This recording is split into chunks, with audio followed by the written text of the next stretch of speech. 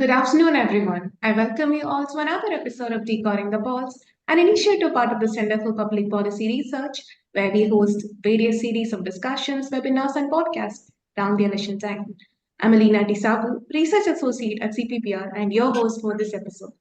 And in today's episode of Decoding the Polls, we'll be looking closely at the US elections. And to analyze the current voting trends, we have with us here today Dr. G. Gopa Kumar, Eminent Psephologist and former Vice Chancellor of Central University of Kerala. I welcome you, sir, to another episode of Decoding the Polls. Thank you. Good morning. Good morning, sir.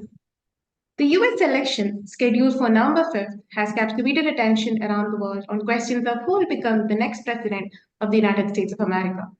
Will it be Kamala Harris, the Democrat nominee who is the current Vice President of the United States of America, who might have the chance to become the first woman president in the history of American presidential elections? Or will it be the Republican nominee, Donald Trump, the former President of the United States of America? And as per the latest reports, both the parties are locked in a tight race to win the US presidential election. But before we look into the voter trend analysis, we should look at how important these elections are in the global scenario. Because since the end of Cold War, the United States has played a pivotal role in shaping the global affairs. So how will the 2024 elections influence America's position in the world stage, especially in light of the various challenges the world is facing today in terms of war, balance of power, and shifting alliances? So what would be the biggest factor shaping this election cycle, and how do they differ from the 2020 elections?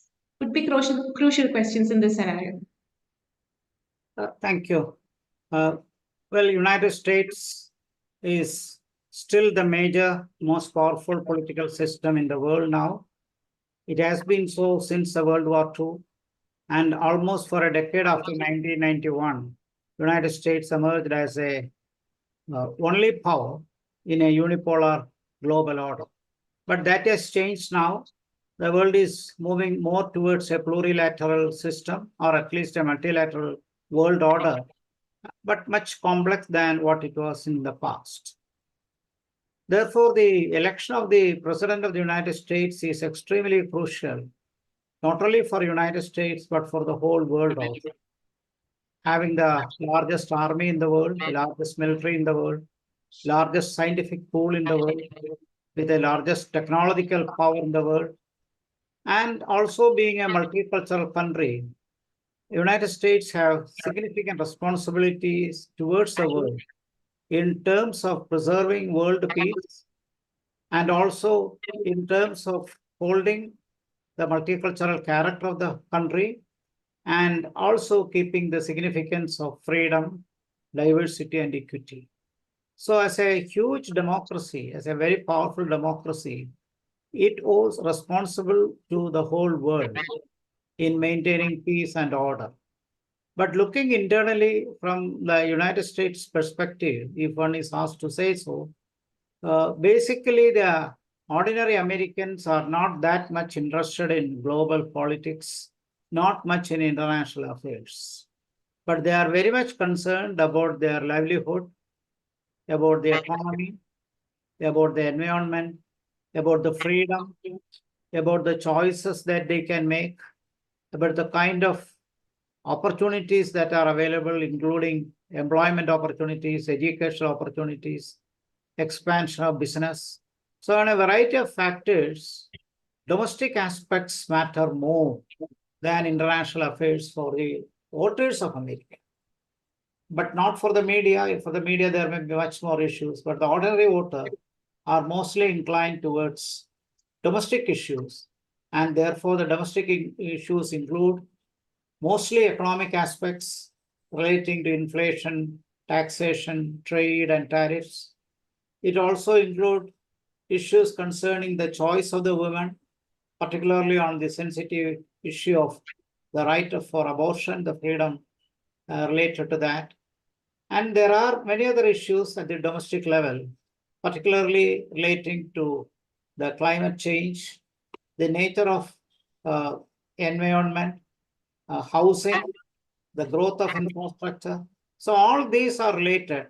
But when it is pointed out, ultimately, it is the economy that matters. How the country is going ahead in the next 4 years under a new president is what matters. In any way, whether it is Kamala Harris or Trump, it is going to be a new president.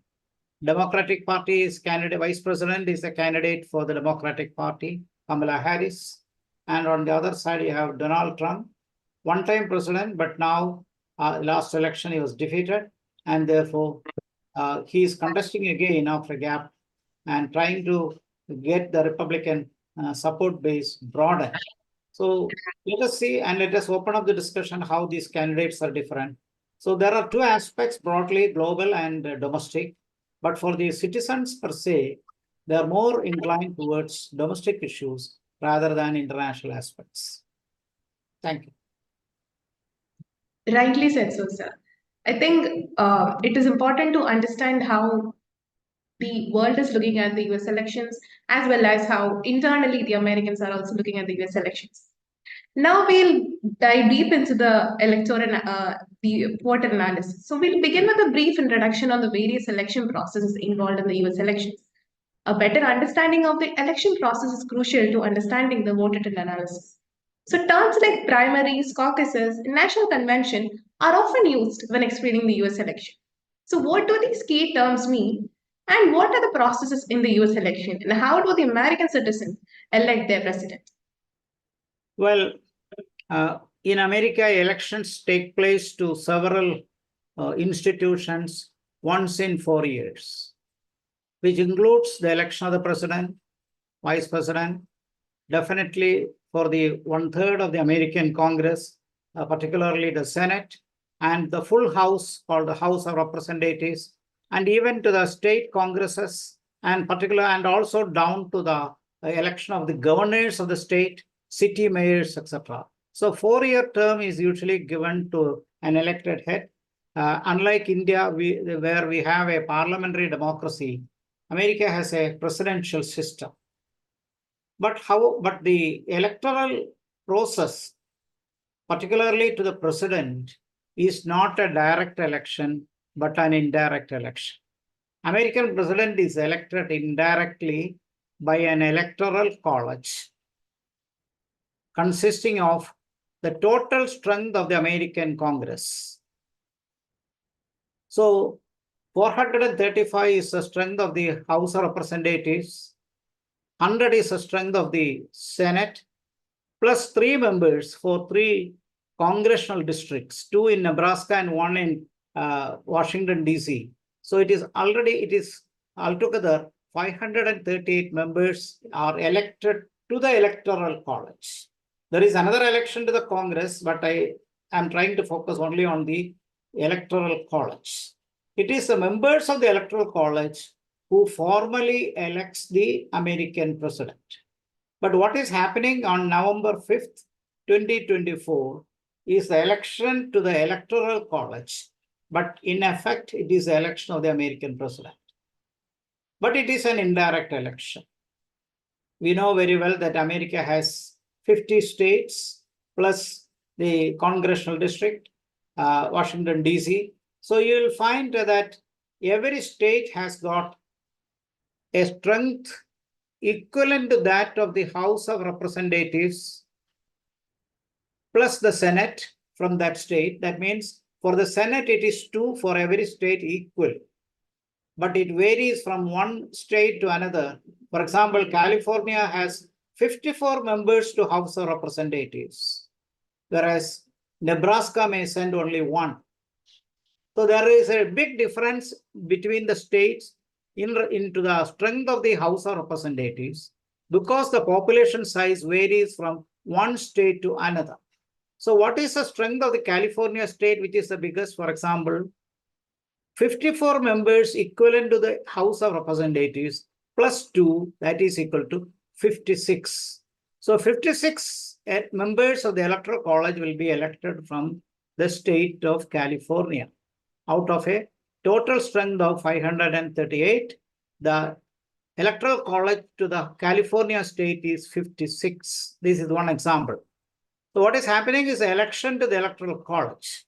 But in a very strange procedure in America, if one political party gets a majority in one state, say in California again, out of 56, Just consider Democratic Party is getting 29 or 30.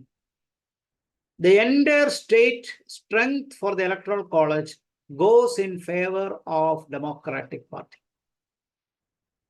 So that is how the Constitution prescribes for the election of the President of the United States. It is the winner takes all. The winner takes all. For example, in North Carolina, if the Republican Party wins the majority, the whole North Carolina goes to Republican Party. Just as I said about California, I can say about Texas, which is a highly leaning Republican state. And if Texas gives a lead or a majority to definitely to the Republican Party, the entire Texas, the whole total strength of the Texas goes in favor of Republican Party. So ultimately, each state will be monopolized by one party which gets a majority. I hope I am clear on this. I still remember while I was a PG student in University of Kerala, half a century before, there was an American research library just opposite to the University College those days. And in front of that American consulate, a small building in Trivandrum, there was a big map of United States showing the colors of the states which is supporting Democrats and which is supporting Republicans. So I was amazed to find some states are red Republicans, some states are blue Democrats.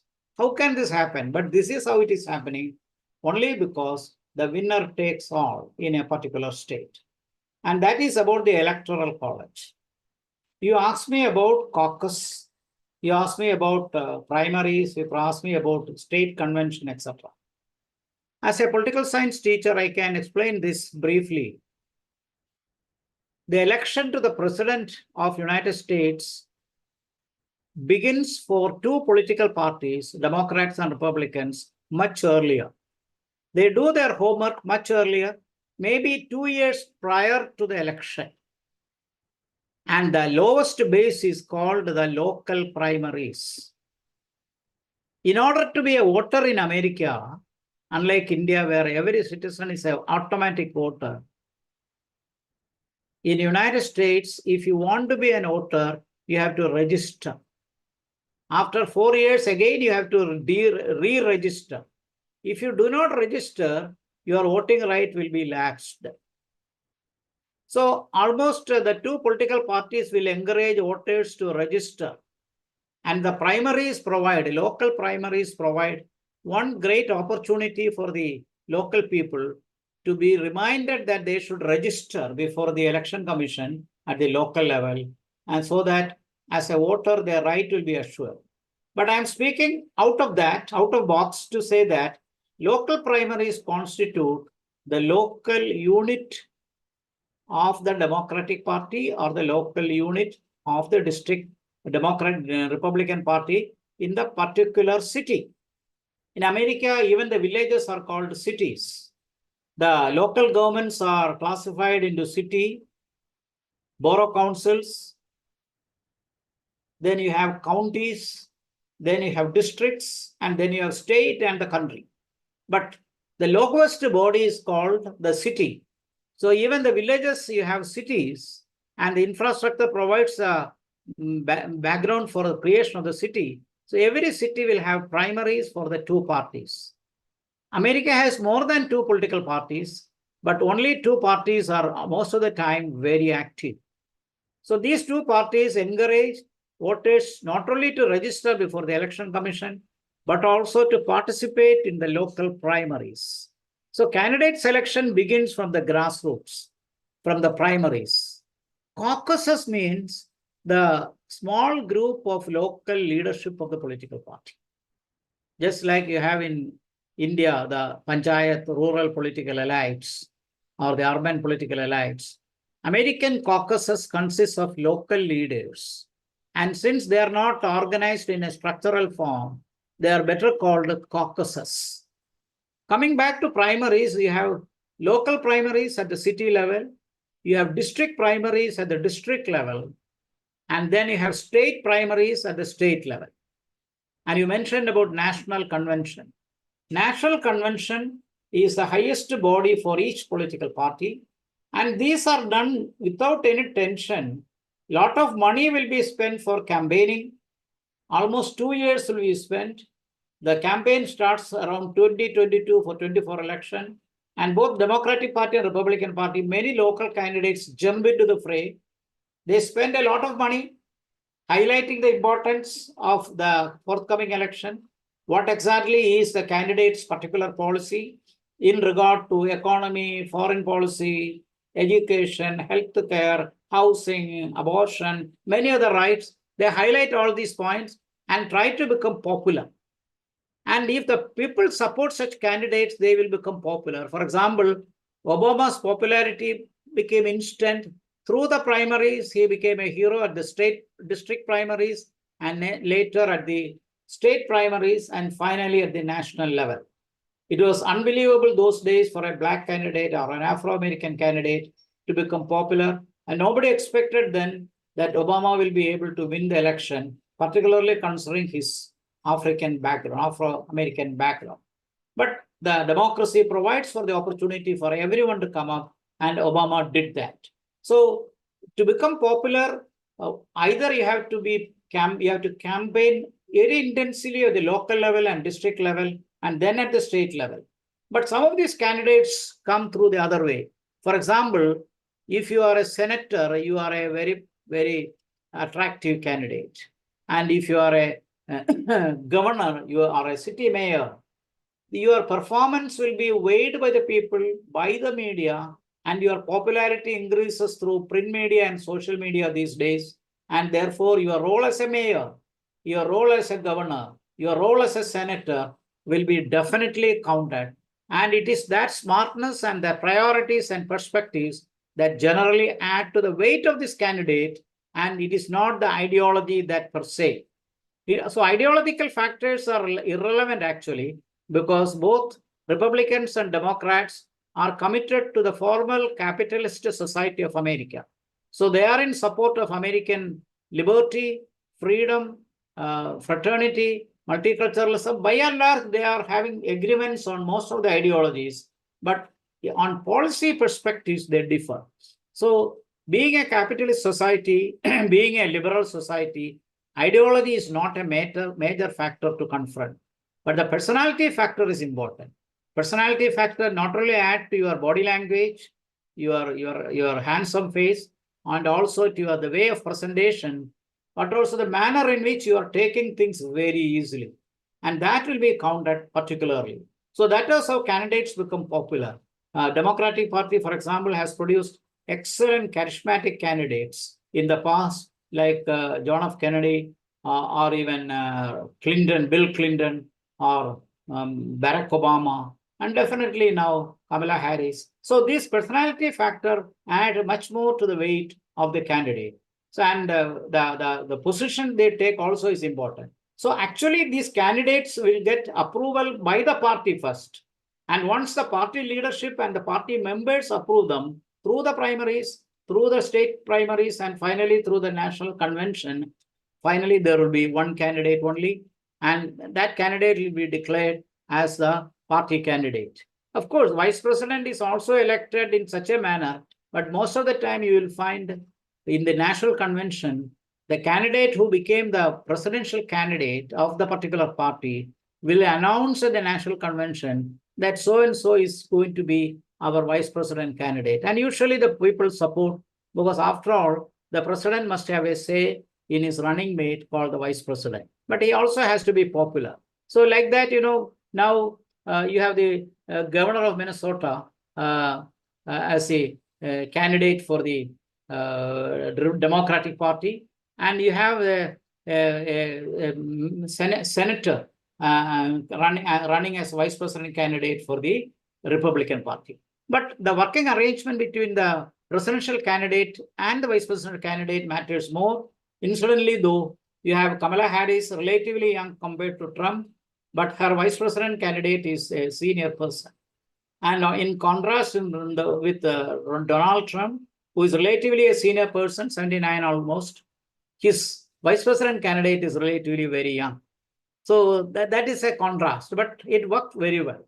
So this is how I would like to say that decentralization operate in the candidate selection at the party level. And finally, election campaign is conducted in a festive manner. You need a lot of money to contest election. And finally, after spending a lot of money, the only one or two candidates come for the final candidate selection. And that is how the candidate selection is done. This time, so strangely, a Democratic Party had to withdraw its candidate, Joe Biden, because the exit polls, the surveys have shown that Joe Biden is no match for Donald Trump, particularly when Joe Biden in his televised speeches and also in the presidential speeches, he made mistakes and also signaled some problem with his dementia and made some of the mistakes. And the public began to feel that the Democratic Party presidential candidate is not a healthy one. Health is very important. The biodata of the candidate is very important. It was good for the Democratic Party to withdraw Joe Biden because if Joe Biden was a candidate, the results would have been very much in favor of Donald Trump because all the surveys have shown that Donald Trump is much more popular, much more having the kind of push and the effect of appeal to the people compared to a senior person like Joe Biden. On the other side, you find Kamala Harris is a very young person with an Indian origin. She claims to be black.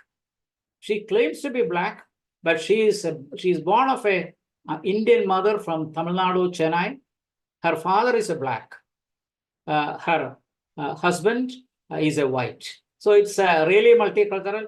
Born to an Indian mother and a black father from America and married to a white American. That's the background of Kamala Harris. But on the other side, you have Donald Trump, a very big businessman and who performed as president for 4 years. Now, after losing the 2020 election, now he's trying to come back in the forthcoming poll.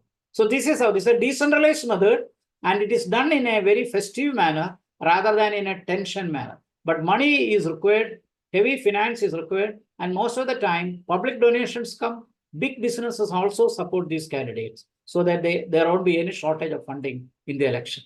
And this is how election takes place. But voting rights will be restricted only to the registered voter. A citizen by per se will not be an voter. Only a registered voter can vote in America. So most of the people will vote and they will register prior to that so that they will get voting. And you can have early voting also. Already early voting has started in some states, but actual election takes place on 5th. Early voting can be done through mail, through post, and otherwise actual voting will take place on November 5th. Please remember, this is the election to the Electoral College and not to the direct election of the President of the United States. The formal election to the President of the United States will occur on January 20th, but the results will be known on November 5th itself because the Electoral College members will not defect and they are committed to their party. And if there is a clear majority, either for Democrats or Republicans, the victory of the president on January 20th is a foregone conclusion. Thank you. Thank you, sir. Thank you for the comprehensive understanding of the US elections and the processes involved. Now that you've explained about the process as well as a very brief intro about the current situation, we can go ahead and talk about the latest polls in the states and which candidates are the American citizens leaning towards, and what are the key defining issues or factors that are important to the American citizens. Because, for example, issues like inflation, abortion rights, housing affordability, immigration issues, climate change, as you've rightly said before, are crucial issues. So, out of these issues, what issues do you think are a key defining factor for the American citizens? Yeah. As the biggest democracy, public opinion is heavily strong in the United States. I have traveled in many states of America. I've seen people having sound knowledge about statecraft, but unlike in developing countries, they do not take it in an emotional manner, but they take it from a rational way, in an educative way, and therefore they are following the statecraft and the political developments, particularly relating to economy, immigration, environment, employment, taxes, and many of these issues, they are daily concern because for the ordinary people, jobs are important. Employment is very important. taxes are important, housing is important, freedom is important. So variety of domestic issues matter more. And the polls are usual in America. They conduct early polls, and this will influence political parties, no doubt about that. So early polls, I have hinted that while Joe Biden was a potential formal candidate of the Democratic Party following the convention, definitely Donald Trump of the Republican Party had a clear edge of 7 to 8 points. But the Democratic Party, understanding and sensing the defeat because of these surveys, changed the candidate, and there was a support in favor of Kamala Harris, despite the fact that she is not white. She declared herself to be more black. And as you know very well, in the last 2020 election, there was a very sensitive issue called Black Lives Matter.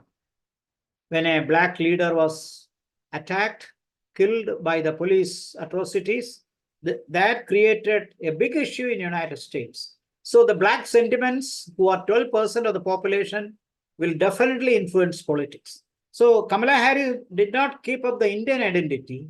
She is proud to call herself as a black. So maybe because of the vote bank influence. But in any way, once Kamala Harris has been projected, the polls began to show support in favor of Kamala Harris, taking a lead over and above Donald Trump. And that proved that Democratic choice of Kamala Harris is far better. And you know that a month ago, more than a month ago, there was a debate, TV debate. Television debates are important. And millions of people, not only in America, but also the whole world, watches the television debate. After the first one was done between Donald Trump and Joe Biden, in which Trump scored. But this time the debate was between Trump and Kamala Harris. The poll that followed showed that Kamala Harris is 5 points ahead of Donald Trump. Afterwards, Donald Trump said that we are going to the campaign mode and we are not interested in any more TV discussion. But the vice presidential candidates can go for the TV debate. And there was one TV debate of the vice president candidate, and the Republican candidate, the young candidate, showed much more smartness in the discussion, and in the vice presidential candidate of the Republican Party on the other side scored a little higher than the Democratic Party. Now, what I wanted to say is that the swing of polls, the changing poll character, certainly influenced American elections. I said there are 50 states per se plus the congressional districts. The point is that historically, some of the districts are identified with certain political parties. Say, for example, New York, California are very much with the Democratic Party for centuries. On the other side, you have Florida, Texas, etc., historically with the Republican Party. Well, these things occur. There is another factor called the swing states. I'm sure you'll be asking more about the swing states a little later. But I wanted to say that the factors that influence American people which are crucial before them are certainly the economy. Whether American economy is going ahead for the future, whether there will be less taxes for the ordinary people, whether there will be more and more jobs around, whether housing will be better, taxes can be reduced, and definitely some issues relating to climate change and women's rights, particularly abortion rights. I will come to this point very soon, very quickly later. But ultimately, these are the pressing issues before them. So, more than international issues, issues like economy, inflation, taxes, jobs, and infrastructure, housing, and also issues relating to migration. These are pressing issues, and women's rights. These are pressing issues before the American people. So, if I am permitted to expand this as to the key defining issues, I said broadly, these are the issues. But if you ask me to identify 4 or 5 important issues, like the priority that people will give, I would definitely consider the future of American economy. Definitely, it has dimensions inside, like taxes, trade and tariffs, and inflation. America has a high inflation, and that is very important. And economy is very important. Abortion rights are important. Housing is important. Affordability of housing is important. Immigration is very, very important. Then the kind of policies that are required for spending American investments abroad are important. Particularly now, trade and tariffs are becoming highly significant. And in a globalized world, America is also faced with economic aspects, particularly when you have challenges from hugely developing countries like China and India. And Donald Trump has already said India is considered as the king of tariffs, and Donald Trump is against all tariffs. And if India is the king of tariffs, Trump will be saying internally that China is the emperor of tariffs, which means the Chinese American goods are accepted in India or China with heavy tariffs. And in turn, Donald Trump is trying to argue that we must also give tariffs to the imported goods from other countries, particularly from China or India or from other South Korea, etc., etc. So I would say these are some of the pressing issues before the American voter. International issues also matter because a lot of American money is being spent in Ukraine, a lot of money is spent in Israel. And once this discussion comes, I will explain how the two political parties differ. So I stop here on this point. So these are the pressing issues I've given in an order of priority that attracts the American voter. Thank you. Thank you so much, sir. Now, a point that I've explained before was about the swing states and how crucial they are.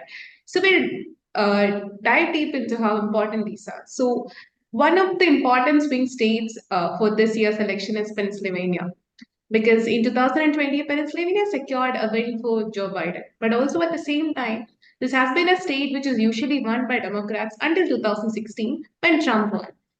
And another state which is also important for this year is Nevada, because the margins between both the candidates are very thin.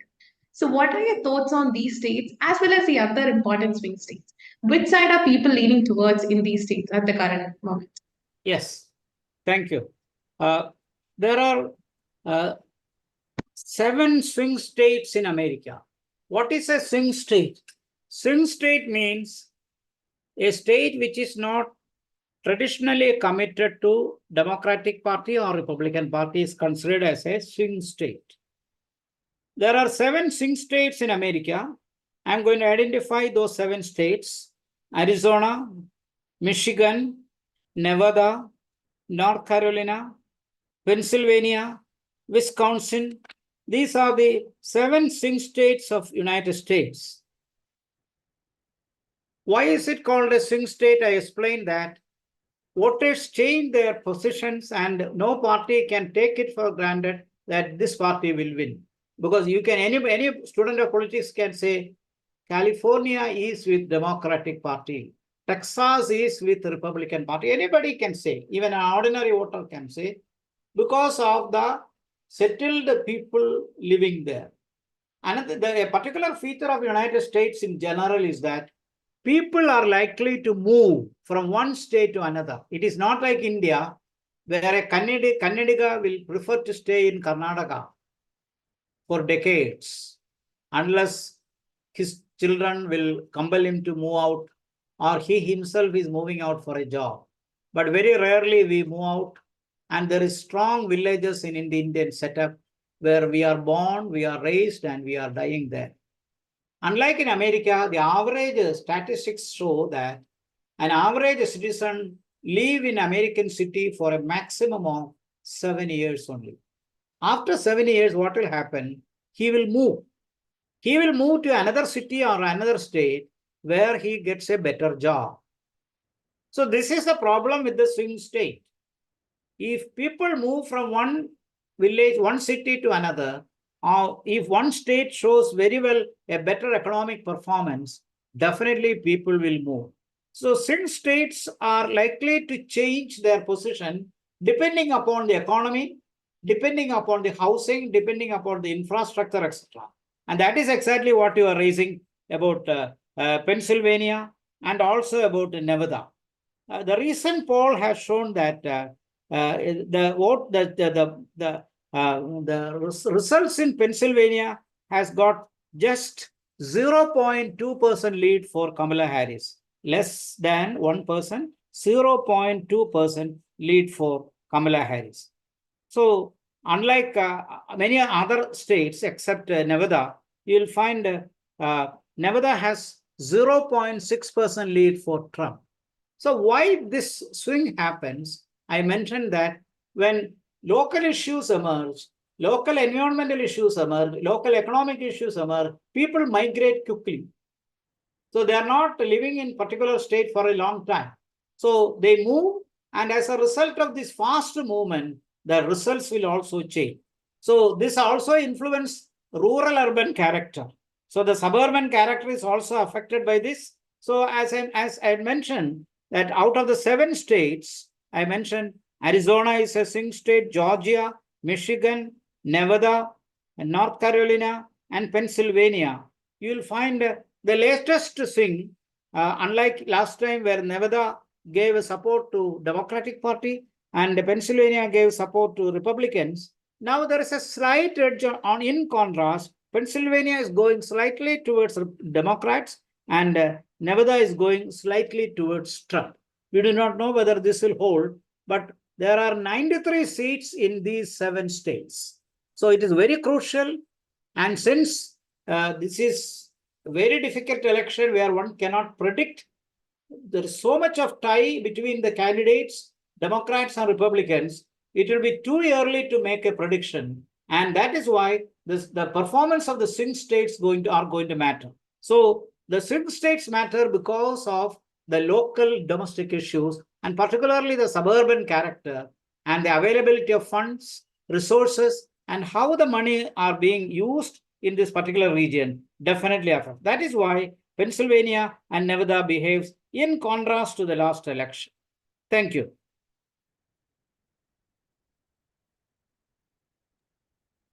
Thank you, sir. Another leading question to that is how crucial are the suburban voters to both parties? Because, for example, Waukesha, a suburban city in Wisconsin where Republicans have always had an upper hand in, is now slowly changing its formula and is becoming more accommodating to the Democrats. So, how are states like this in cities crucial to the election? It is very crucial because the last latest poll, this question is very important. The latest poll show that of all the polls, an average is taken, which is called the poll of polls. The very latest poll shows the die is cast almost equally with 48% for Kamala Harris, 48% for Donald Trump. That is why these crucial swing states are becoming very important, because if even 2 seats of Nevada or 2 seats of a particular state can totally change the result, because if the majority goes to one particular candidate, definitely the whole state goes to that particular political party. So this is a problem, and because the die is cast, the competition is evenly balanced, which creates headache for any pollster to make a prediction that either Democrats or Republicans will win. I will explain like this. When the presidential polls became close in the last 6 months, the early advantage was certainly for the Republican Party, particularly when Joe Biden was not a promising candidate. But once Kamala Harris was shown as the prospective candidate for the Democratic Party, the trends began to change, and Kamala Harris became very popular, particularly because of 2 factors. Her commitment for the cause of the woman. particularly on women's rights to abortion. Some of the, there is a famous case in United States called Roe versus Wade. Historically, the Supreme Court conservative judges voted against the right of women to go for abortion. And that was what it was shown in the latest Supreme Court judgment. But now Kamala Harris has declared that if they come to power, they will amend the Constitution and ensure that women's right to abortion is particularly the choice of the women and not for anybody else. Whereas Republican Party on the other side, with its commitment to Christianity and definitely to Catholicism, is against the right of abortion. And therefore, Kamala Harris is extremely popular with the women, their right, their freedoms, including the right to abortion. So the right over their body of the women, Kamala Harris has become extremely popular. No doubt that 80% in some surveys have shown women are with, the 80% of the women are with Kamala Harris. But on the other side, more than 75% of the men are with the Trump. That is a contrast. So if women are with the Kamala Harris, men are with the Trump.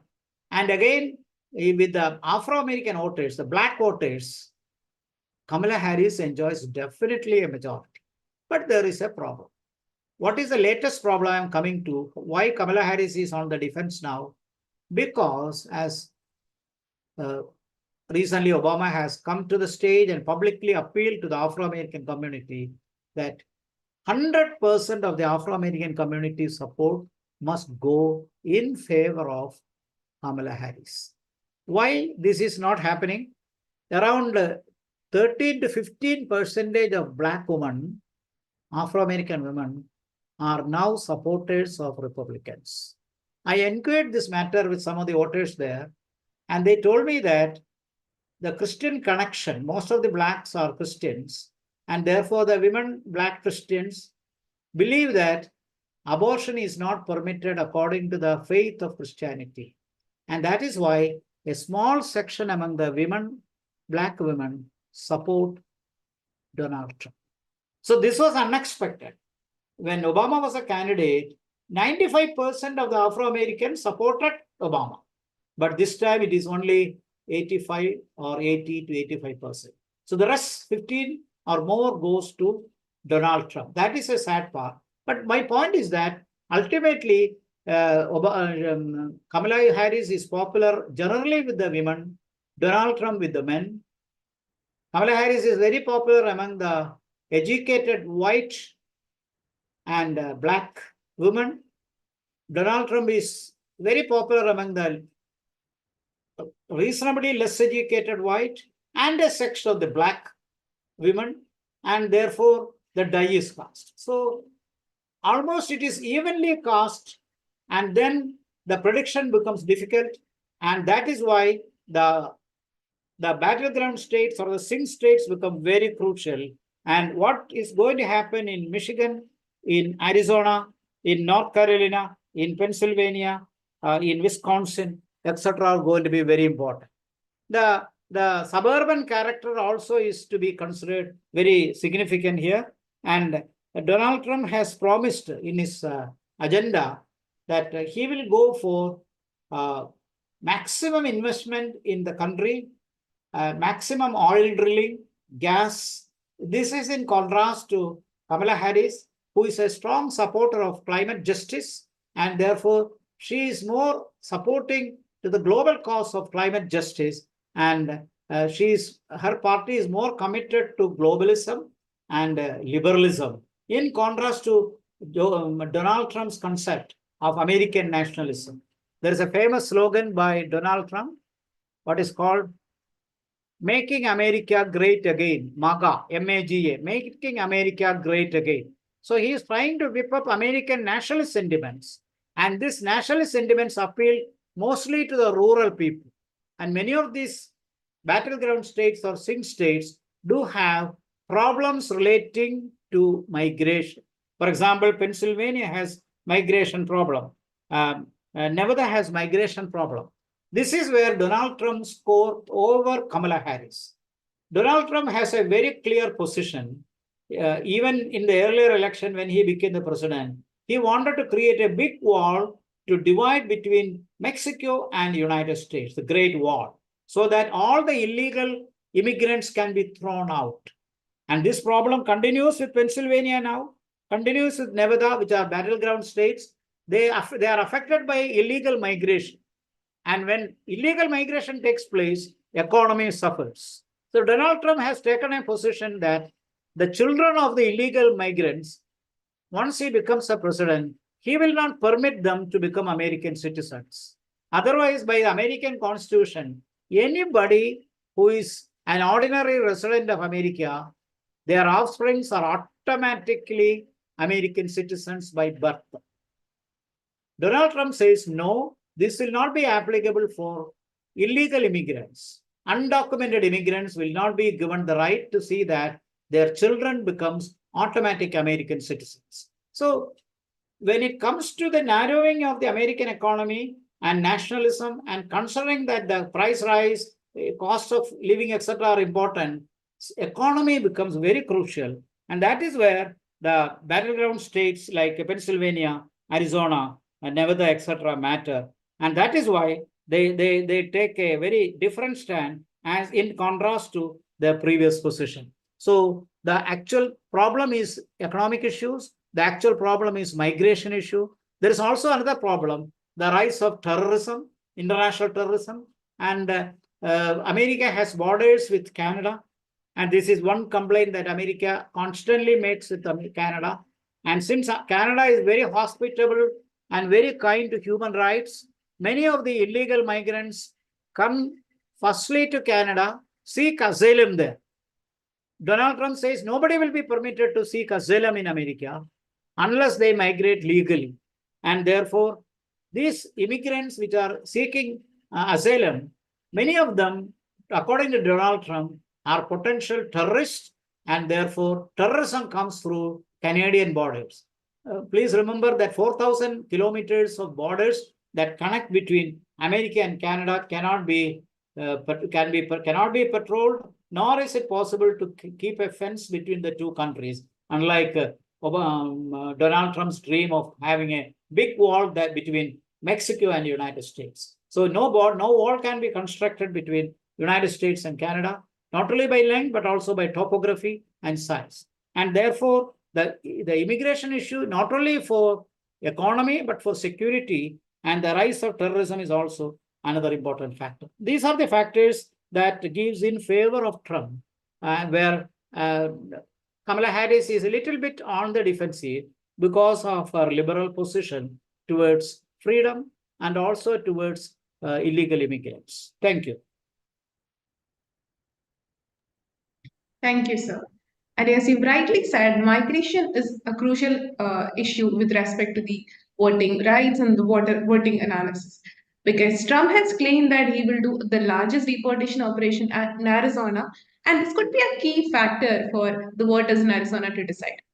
Now, as we are moving towards the last question, we should have a very brief understanding about the lessons that can be drawn from 2016 and 2020 elections about the voter turnout and voter behavior. Yes, so this is a very interesting question because unlike countries like India, where voters join for election in a huge manner, because we know very well that parliamentary democracy encourages election, and frequency of election provides us opportunity to influence political system, public policies, etc.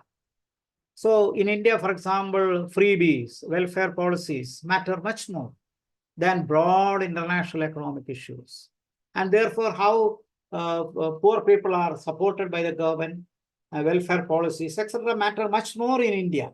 Unlike this in United States, where they have a very, very strong middle class, and around 15% of the people live below poverty line. Only 15% of the people live below poverty line, and they are serviced through what is called social security policies like free food stamps, unemployment allowances, some supporting allowances to the needy, unhealthy people, old age homes, All these things are provided in a systematic manner. So once these issues are encouraged by the Democratic Party, naturally the poor people will join in large numbers for voting. But what about the middle class and the upper class? This is a very important question. You have asked me to compare with 20 and 24. My guess is that this time polling will be slightly high. Generally, in presidential poll, on an average in the history of America, voting percentage will not go beyond 55%. This is the saddest thing. In India, our average is around 64% in all the elections. 64% of Indian voters vote in every election. But in America, for the congressional poll, that is for the parliament poll, the polling is around 40%. Prestige is going to the presidential poll.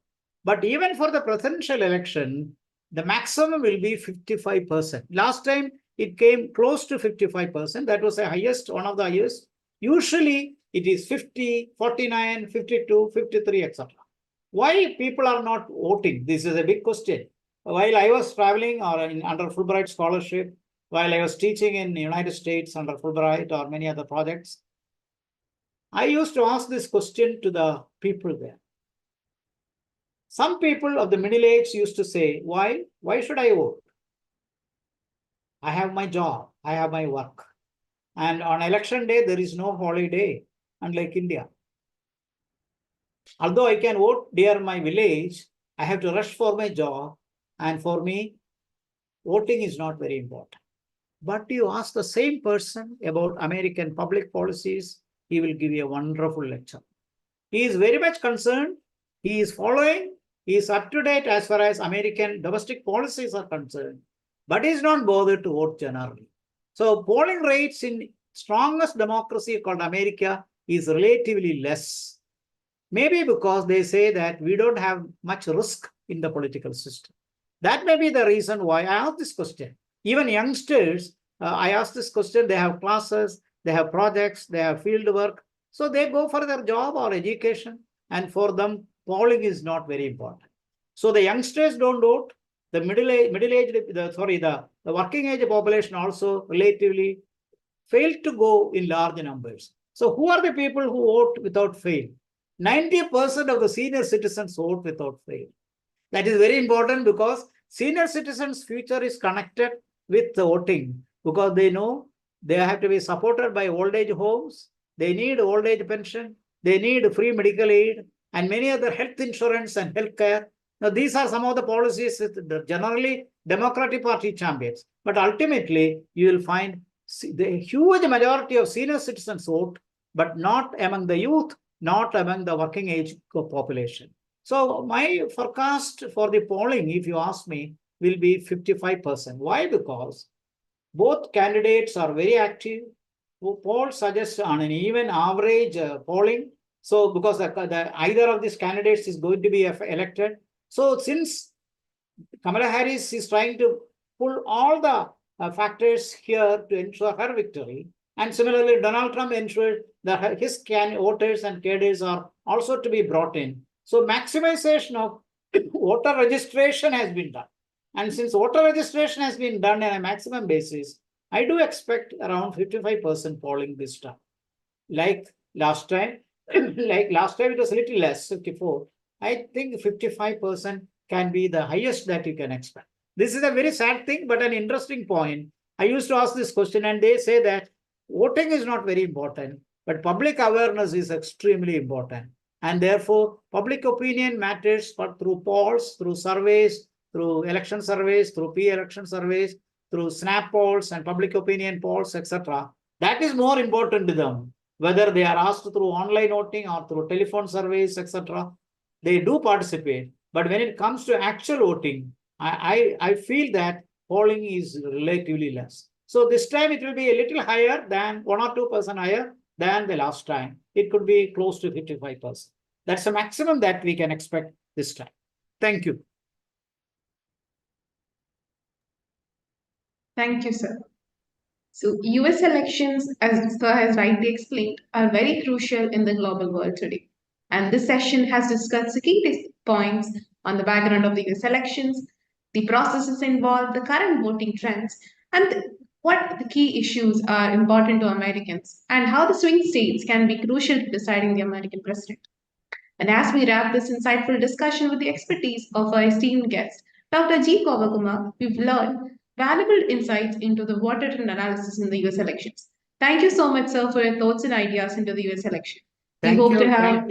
Thank you for interfering. I just want to add that on foreign policy issue regarding the current two wars, I think that some of us may be interested to understand that relatively, the Democratic Party has a strong commitment to the joining of North Atlantic Treaty Organization and supporting Ukraine in a big manner.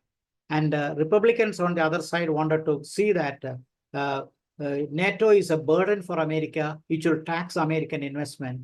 And Donald Trump's friendship with Putin and his Russian connection is always becoming a sensitive point here. And again, on the Israel issue, definitely Donald Trump is more committed for the protection of the Israel and the protection of the Jews and ensuring the Israel as an independent country and ensuring its safety from the attack of Hamas or Houthis or other kinds of attack coming from Lebanon. Relatively, Kamala Harris has taken a moderate position, but nevertheless support the war in Israel. American contribution to the Israel war is high.